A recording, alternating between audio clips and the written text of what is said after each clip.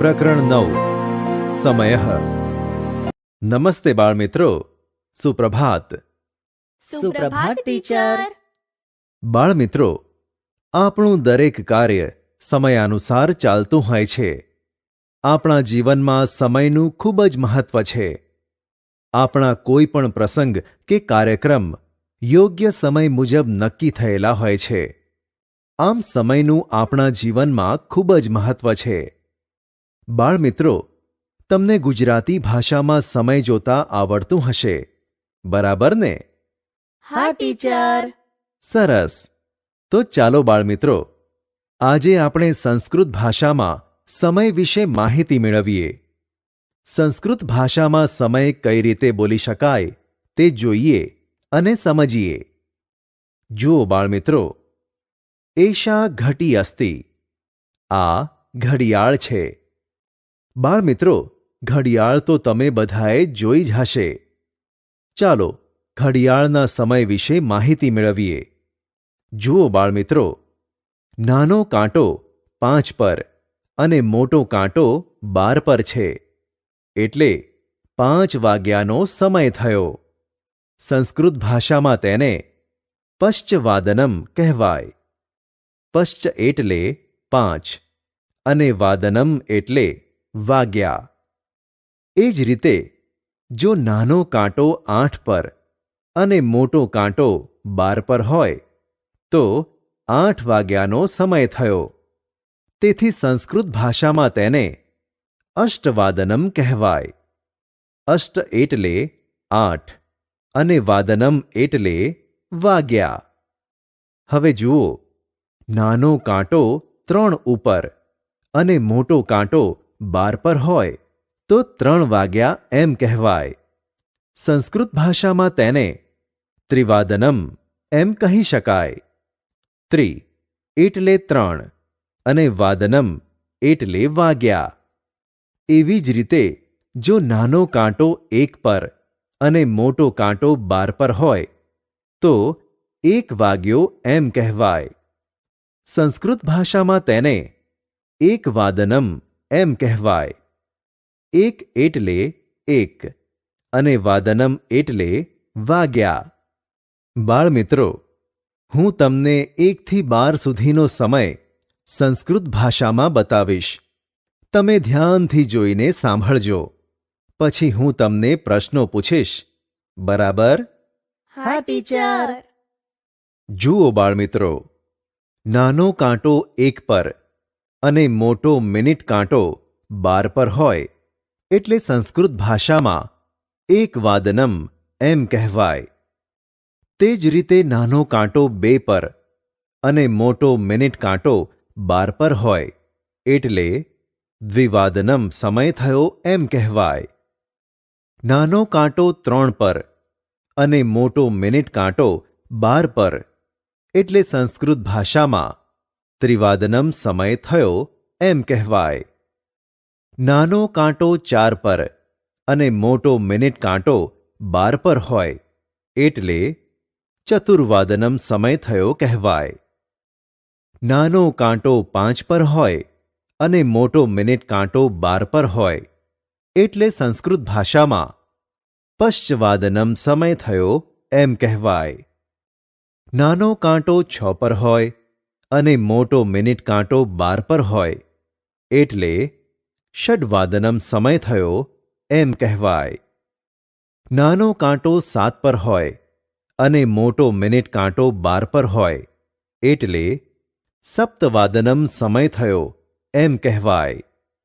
નાનો કાંટો 8 પર હોય અને મોટો મિનિટ કાંટો 12 પર હોય એટલે અષ્ટવાદનમ સમય થયો એમ કહેવાય.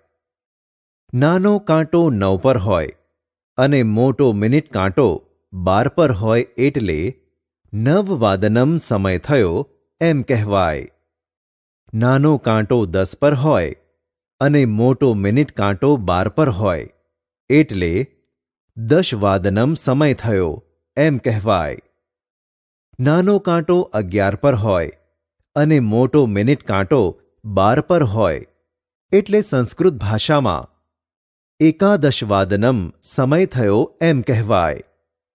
જો નાનો કાંટો બાર પર હોય અને મોટો મિનિટ કાંટો પણ બાર પર હોય તો દ્વાદશવાદનમ સમય થયો એમ કહેવાય. બાળમિત્રો, 1 થી 12 વાગ્યાના સમયને સંસ્કૃત ભાષામાં આ રીતે લખી શકાય. તમને સમજ પડી ને? હા ટીચર. સરસ. તો બાળમિત્રો, હું તમને ઘડિયાળના ચિત્ર બતાવી સંસ્કૃત ભાષામાં પ્રશ્ન પૂછું. તમારે તેનો જવાબ સંસ્કૃત ભાષામાં આપવાનો છે. જુઓ, એષા ઘટિકા કહ સમયઃ અસ્તિ? આ ઘડિયાળમાં કેટલા વાગ્યાનો સમય થયો છે? એષા ઘટિકા ચતુર્વાદનમ સમયઃ અસ્તિ. સાચો જવાબ. એષા ઘટિકા ચતુર્વાદનમ સમયઃ અસ્તિ. આ ઘડિયાળમાં 4 વાગ્યાનો સમય થયો કહેવાય. ચાલો બીજો એક પ્રશ્ન સાંભળો અને સંસ્કૃતમાં જવાબ આપો. એષા ઘટિકા કહ સમયઃ અસ્તિ? આ ઘડિયાળમાં કેટલા વાગ્યાનો સમય થયો છે? એષા ઘટિકા સપ્તવાદનમ સમયઃ અસ્તિ. અરે વાહ, સાચો જવાબ છે. એષા ઘટિકા સપ્તવાદનમ સમયઃ અસ્તિ. આ ઘડિયાળમાં 7 વાગ્યાનો સમય થયો છે. જુઓ, બીજો એક પ્રશ્ન સાંભળો. એષા ઘટિકા કહ સમયઃ અસ્તિ? આ ઘડિયાળમાં કેટલા વાગ્યા છે? ટીચર, એષા ઘટિકા દ્વિવાદનમ સમયઃ અસ્તિ. ખૂબ સરસ. એષા ઘટિકા દ્વિવાદનમ અસ્તિ અથવા તો એષા ઘટિકા દ્વિવાદનમ સમયઃ અસ્તિ. આ ઘડિયાળમાં 2 વાગ્યાનો સમય થયો છે. જુઓ એક બીજો પ્રશ્ન. એષા ઘટિકા કહ સમયઃ અસ્તિ? આ ઘડિયાળમાં કેટલો સમય થયો છે? એષા ઘટિકા એકાદશવાદનમ સમયઃ અસ્તિ. સાચો જવાબ છે. એષા ઘટિકા એકાદશવાદનમ અસ્તિ. આ ઘડિયાળમાં 11 વાગ્યાનો સમય થયો છે. બાળમિત્રો, મજા આવીને સંસ્કૃત ભાષામાં સમય વિશે જાણવાની? હા ટીચર. જુઓ બાળમિત્રો, યાદ રાખો. સંખ્યાવાચક શબ્દો, સમયવાચક શબ્દો. એકમ, 1. એકવાદનમ, 1 વાગ્યા. દ્વિ, 2. દ્વિવાદનમ, 2 વાગ્યા. ત્રીણિ, 3. ત્રિવાદનમ, 3 વાગ્યા. ચત્વારી, 4.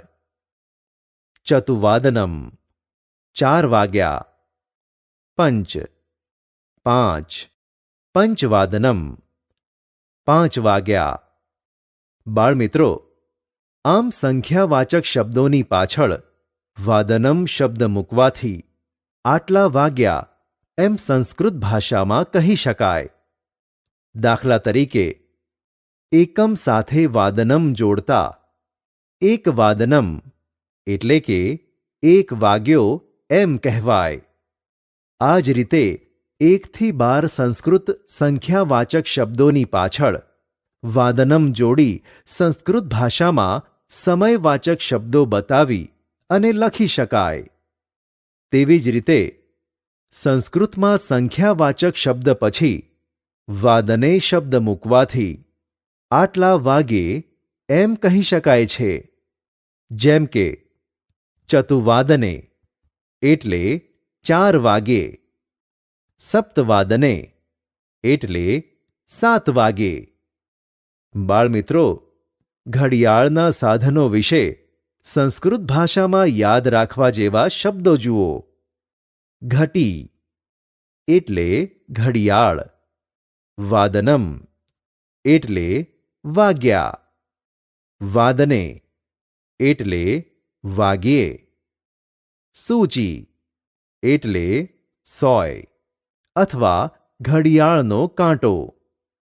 દીર્ઘ સૂચિ ઘડિયાળનો મોટો કાંટો. લઘુ સૂચિ ઘડિયાળનો નાનો કાંટો. બાળમિત્રો, મજા આવીને સંસ્કૃત ભાષામાં ઘડિયાળના સમય વિશે જાણવાની? હા ટીચર. સરસ. તો બાળમિત્રો, તમે તમારા મિત્રો અથવા ઘરના સભ્યો સાથે સમય વિશે સંસ્કૃત ભાષામાં વાતચીત કરજો. તો ચાલો આપણે પાછા મળીશું. આવજો.